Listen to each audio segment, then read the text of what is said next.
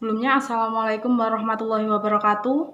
Perkenalkan, kami dari kelompok 5 yang beranggotakan Victor Di Andrean, NIM 055, Mega Putri Utami, NIM 056, dan saya sendiri, Lady Agustina Putri, NIM 073. Di sini kelompok kami akan membahas mengenai ukuran letak yang terdiri dari kuartil, desil, dan presentil. Materi yang pertama, pengertian ukuran letak dan kuartil akan disampaikan oleh rekan saya kepada saudara Victor Diki Andrian. Waktu dan tempat saya persilahkan. Baik, terima kasih Mbak Lady atas tempat dan waktunya. Saya akan menjelaskan materi mengenai salah satu letak, yaitu kuartil. Kuartil atau K adalah nilai-nilai yang membagi serangkaian data atau suatu distribusi frekuensi menjadi 4 bagian yang sama. Dengan demikian, terdapat 3 kuartil. Kuartil pertama, kuartil kedua, dan kuartil ketiga. Kuartil pertama atau K1 adalah sebuah nilai yang menyatakan 25% dari keseluruhan data nilainya lebih kecil dari nilai K1, dan 75%-nya lagi nilainya lebih besar dari nilai K1.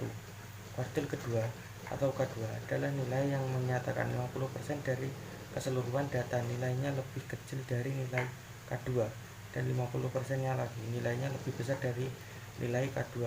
Jadi K2 adalah sama dengan median.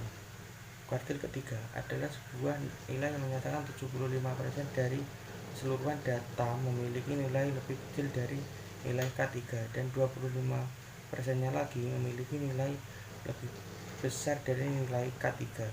Baik, terima kasih atas pemaparan materinya. Saya ucapkan kepada Mas Victor.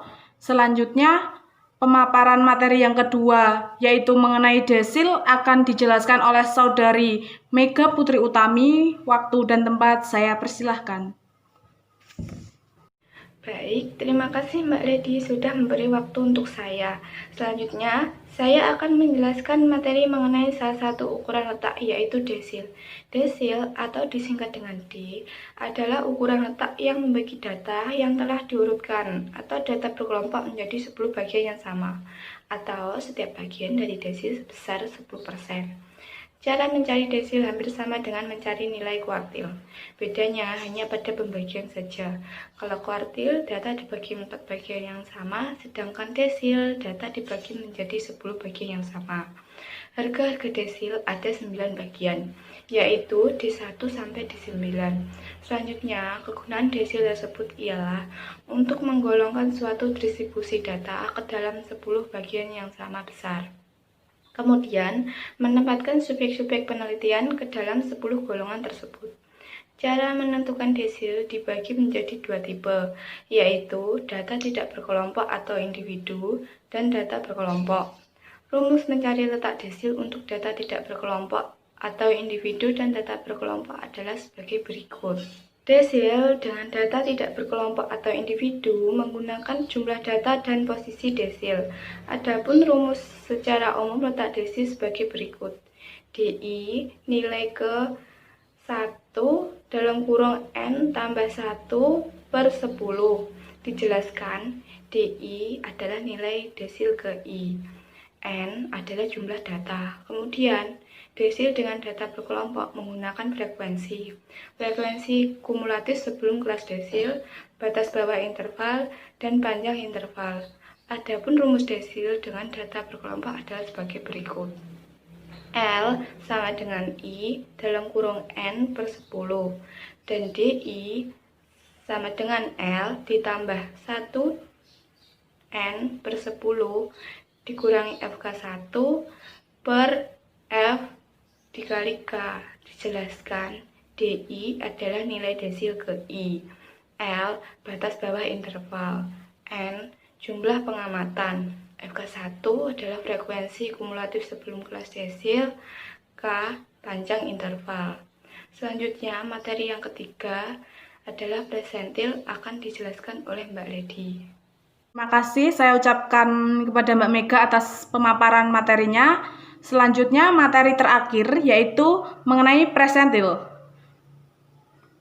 Presentil adalah ukuran letak yang membagi data yang telah diurutkan atau data yang berkelompok menjadi 100 bagian yang sama besar atau setiap bagian dari desil sebesar 1%.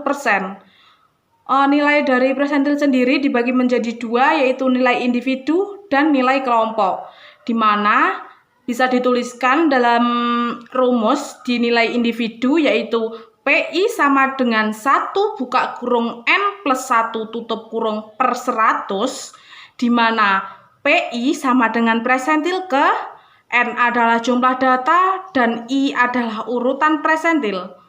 Selanjutnya nilai kelompok yang dapat dirumuskan PSI sama dengan B plus P buka kurung I per 100 kali N tutup kurung min FK per F, di mana B adalah tepi bawah kelas interval kelas PSI atau sering kita sebut B adalah batas bawah dikurangi 0,5. P adalah panjang kelas interval, I adalah letak PSI, N adalah banyak data, FK adalah frekuensi kumulatif sebelum kelas PSI, dan F adalah frekuensi pada kelas tersebut. Jika kurang paham, bisa dicermati dalam contoh yang sudah tertera di makalah.